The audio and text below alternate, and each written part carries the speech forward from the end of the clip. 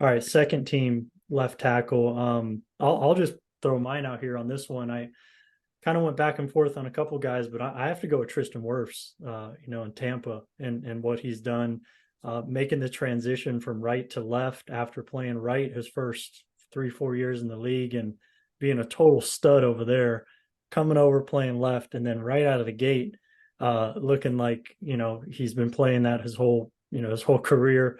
Um, I don't know if it was you or somebody mentioned to me it was really key that he actually found out about this position switch in the spring.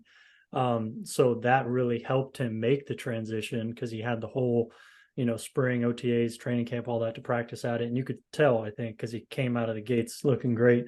And he has 0 missed games. That was the differentiator for me and him. Somebody like Tunsil, who's missed 3 games, but has looked the same when he's healthy.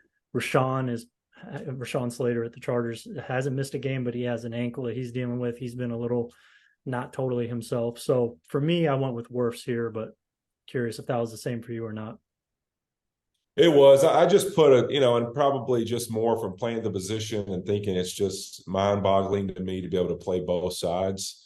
I just think it's so rare. I think it's one of those things, and I'm sure we'll talk about in a minute. Even Sewell doing it some this year, but you really think about how many guys have ever done it, played both sides, and actually been a really good player on either side, right? Like a dominant player, not just a guy who's a good but to be dominant one of them and move to the other and look like you're going to probably be dominant again at this one, I just think it's rarefied air right there in itself. And so I think for Wirfs, it was definitely that one for me. And I mean, Tunsil's a tremendous player. I mean, Darisaul's had some big games. I mean, there's some guys out there, and Slater struggled a little bit with the injury, but I think for him, man, just being able to flip and play at the level he's played, it's been great. I got to see him before a Thursday night football game and talk to him a little bit about it.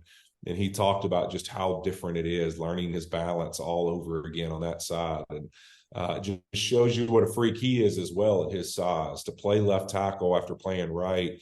Have some plays that you can see it, like there's a little bit of a lean at times to his left leg, and he bends over a little bit at times to kind of survive the down a little bit. But that shows what a freak he is, that he can still get it done at that level, even with some of these things where he's still so new to it. It's going to be fun to see where it goes from here. Yeah, I do recall a couple of those hiccups where he is caught leaning. I know Jalen Carter got him on a pressure or sack off a stunt once, and like that was one of the cases that I can remember off the top of my head. But yeah, like so there are some little hiccups, but I mean down in, down out. I mean he's just a total stud out there, man, and just how his play strength again just translates, and just he's so big and strong and overwhelming, and the balance is still there more often than not. It's just, occasionally, like you mentioned, it pops up. So yeah, okay, consensus there at left tackle for us. I think those are the right choices. It's tough to go anywhere else.